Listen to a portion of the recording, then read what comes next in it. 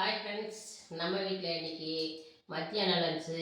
இன்றைக்கி வியாழக்கிழமைங்கனால வீடெல்லாம் கழுவிட்டு சிம்பிளாக முடிச்சுக்கிட்டோம். சாயங்காலம் சந்தைக்கு போய் காய்கறிலாம் வைக்கலான்னு இருக்கிறத வச்சு மேனேஜ் பண்ணிக்கலான்னு சிம்பிளான சாப்பாடு தான் இன்றைக்கி.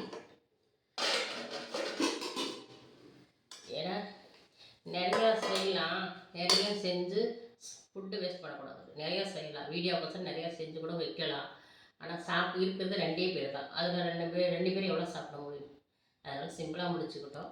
இருந்தாலும் நிறையலாம் செஞ்சு ஃபுட்டு வேஸ்ட் பண்ணது எனக்கு பிடிக்காது.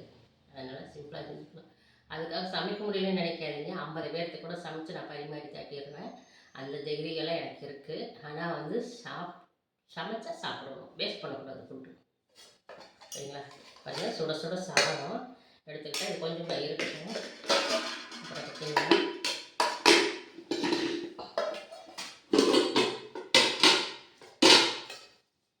முருங்கைக்கீரை கொஞ்சம் தான். ஏன்னா பனிப்பெய்யறனால அவ்வளோ முருங்கைக்கீரை சாப்பிட்டா செரிக்காதுன்னு சொல்லுவாங்க. அதனால் முருங்கைக்கீரை கொஞ்சம். கீரைனால கொஞ்சம் தான் சாப்பிடணும், நிறைய சாப்பிடாது. இவ்வளோ சாப்பிட்டாலும் சத்து அது ஒரு சத்துது, இவ்வளோ சாப்பிட்டாலும் ஒரு சத்துது. அதனால் போதும் கீரை. ஆனால் கீரை முடிஞ்ச வரைக்கும் கிடைச்சா சாப்பிடலாம், தப்பு இல்லை. கிடைச்சா நீங்களே சாப்பிடுங்க.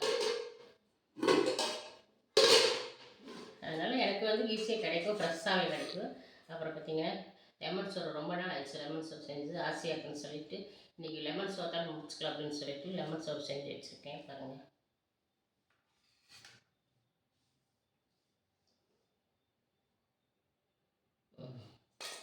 சரிங்களா?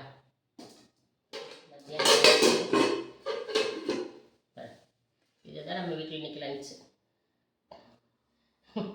ஒயிட்டு, க்ரீனு, எல்லோ அப்படிங்கிற மாதிரி இருக்குது.